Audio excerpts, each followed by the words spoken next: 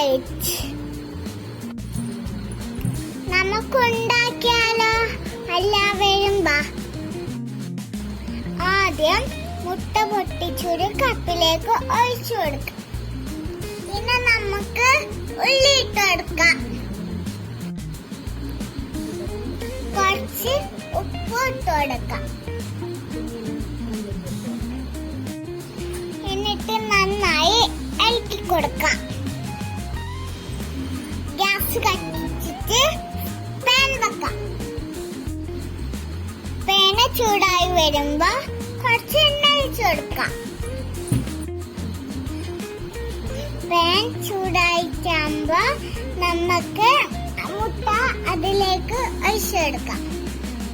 മുട്ടയുടെ സൈഡ് നന്നായി മുറിഞ്ഞിട്ടാകുമ്പോ നമുക്ക് മറിച്ചിട്ട് കൊടുക്കാം.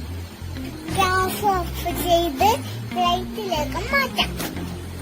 എല്ലാവർക്കും എന്റെ മുട്ട പ്ലേറ്റ്